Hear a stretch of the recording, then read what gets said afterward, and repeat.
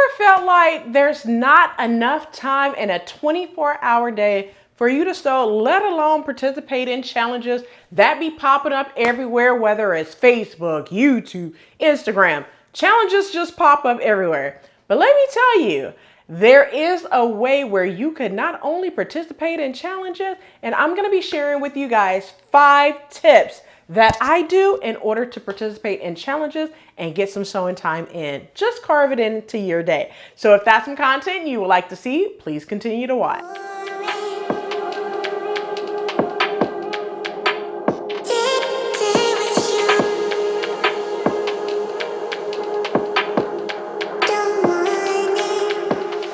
Hey everyone, welcome back to the channel. It's your girl Rochelle from Rochelle.Handmade.Designs, and in this video I'm going to be sharing with you guys 5 tips of what I do in order to carve out sewing time for myself. Because you guys know, with every challenge, we always be like, I ain't got time for this, I ain't got time for that. Y'all know what I'm talking about. So I'm going to be sharing with you guys 5 tips of what I do in order to allow myself some time to sew.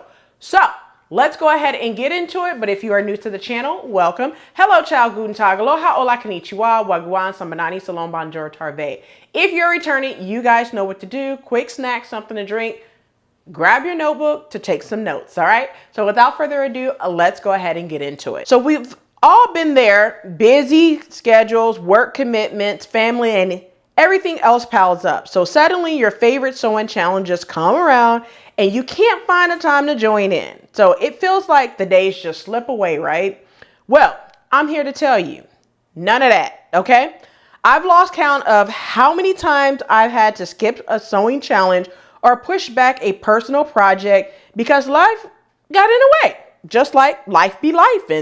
But here's what I've learned. Sewing doesn't have to be an all-day event. With a little planning, you can carve out short bursts of time to sew. And those small sessions can definitely add up. So if you feel like your busy life is getting in the way of your sewing dreams, I've got some tips for you that can really help you sneak in some sewing time, even when it feels impossible to do so. All right. So let's first talk about prioritizing your scheduled time. Now, you heard me say this in the 8 wins or 8 tips that I gave you on how I got my sojo back. And one of those tips was prioritizing your schedule. So, and one thing I'm going to tell you, put that dang phone down. Sew time is not scroll time. You heard me say that in that video, and I'm going to say that again. So let's talk about it. So the first thing I did to carve out more sewing time was to actually schedule it on a calendar. Let me say that again. You want to block it out. So if you use Google Calendar, I think you could use Outlook Calendar, whatever pops up on your phone that gives you notification. That's where you want to schedule your sewing time. For me, I have 8 to 10 p.m. 3 times a week. Now that's regardless of if I'm actually sewing or editing video. I carve out 2 hours 3 times a week in order to get some form of sewing content or sewing done. Now on the weekends, I can fluctuate my time a little bit more because I'm already at home. So I'm just going to tell you again, whatever app or whatever type of calendar that you use, definitely put it on your schedule. All you have to put is sewing, sew time, whatever. You can even start off with 30 minutes. You could start off with 1 hour. You don't have to be like me and just block it out for 2 hours. But if you're starting doing this, I would say 1 hour twice a week. So you could do 1 weekday and then 1 weekend. I would not do both Saturday and Sunday. The reason being is because you're going to experience burnout because it's 2 days back to back.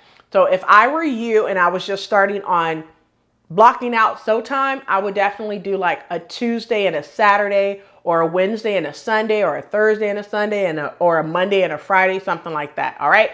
But the first thing you want to do is block out and hold yourself accountable as if you were going to a meeting. You block out time for a meeting, right? It's the same concept. All right. Let's talk about the next one. Well, first, before we talk about the next step, let's talk about blocking out, how I block out time. And I'm going to share it up on the screen with you. So I treat sewing like an appointment, just like work meetings or family time. If it's on the calendar, you're more likely to commit to it. So even if it's just 30 minutes a couple of times a week, that's still better than nothing. Find little pockets of time early in the morning before the day gets crazy, or maybe after dinner. The key here is making sewing a priority, just like any other commitment that you have been doing. And here's the thing. So short sewing sessions adds up for sure. So you don't need to sew for hours on end to make progress. Just 30 minutes or even an hour a few times a week can move you closer to finishing that project, or even participating in a sewing challenge. By the way, Brittany J. Jones talks about Sewing 30 on her YouTube channel as well as on Instagram. So you can check her out to read more about what it is to sew in 30 minutes. And Sewing in 30 is Brittany J. Jones' challenge that she does. And she does just little bursts of times where she's sewing for 30 minutes. She put a timer on and she goes. Now I have Beat the Clock, where it's a 2-hour fun challenge where I challenge not only myself, but other ladies in the sewing community to sew with me live for some Beat the Clock. I will have another one coming up in the month of November where I will have my girl Shells from Shells Create. She will be joining me for some Beat the Clock on November 16th. So stay tuned for that. November 15th, November 16th. I'll put it up on the screen so you won't be missing a thing. So the second tip I'm going to give you is take the pattern envelope and the instructions, more so the pattern instructions, and break down the steps into smaller pieces. So for instance, let's say that you have 35 steps that you need to do, and you want to get this done in a total of 5 days. So I would break that down into 7 steps a day. So on Monday, 7 steps, Wednesday, 7 more steps, Thursday, if I have time, 7 more steps, Friday, 7 more steps, and then Sunday, 7 more steps. So by the next week, it is already done. Okay. So another tip that has helped me is breaking my sewing project into smaller, more manageable steps. Instead of thinking I need 3 hours to finish this dress or this pair of pants or this jacket or what have you, right?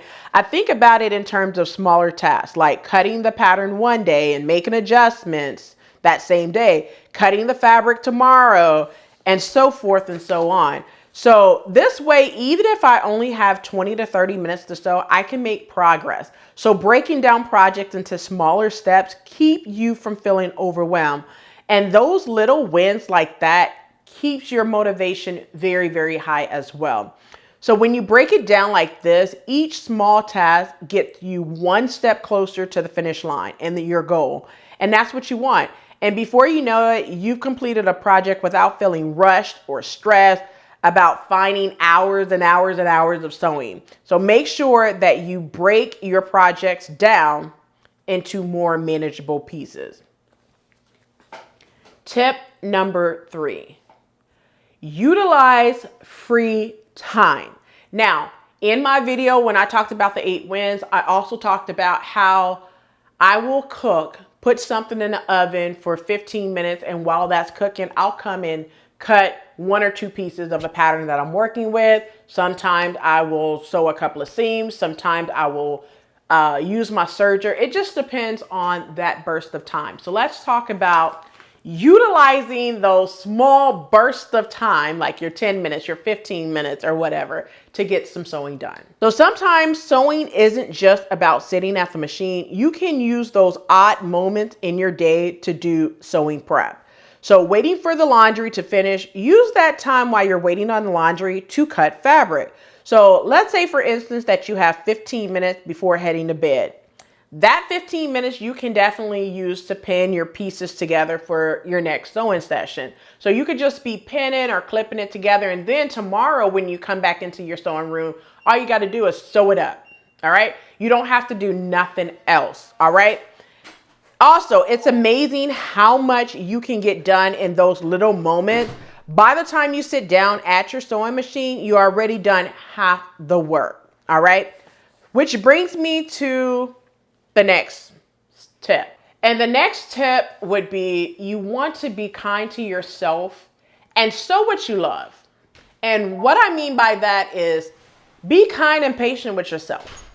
And I'm serious when I say this. Be kind and patient with yourself. And the reason why you want to be kind and patient with yourself is simply because instead of rushing through or sewing something that you know that does not either fit your body or you're not excited to sew, sew something that you love, okay? Don't sew something just because you see me do a sew along for it and you're like, oh, I want to try that. Sew something that you know that fits into what you like.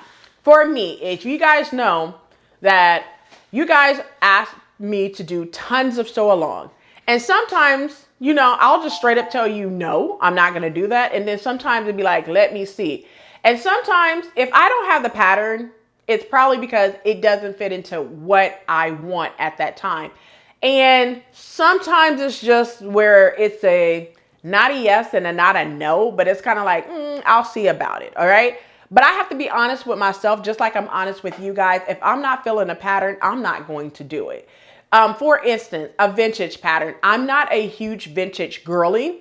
However, there are patterns that are vintage patterns that I like. So I may sew those in conjunction with, you know, the new trends that's going on as well, and, you know, mix and match how I see fit. All right. So let's talk about being kind to yourself and what I do and how I go about that. All right. So finally, this is the last tip, which is tip number 5, and it's the most important tip. Be kind to yourself. So life gets busy, and it's okay if you can't sew for hours every day or participate in every single sewing challenge that comes across Instagram and YouTube and Facebook and all the different sites. You know what I mean?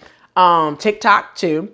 What matters most is that you're enjoying the time you do have. So sewing what you love, even if it's just a small project here and there, the goal isn't to add more pressure to your schedule.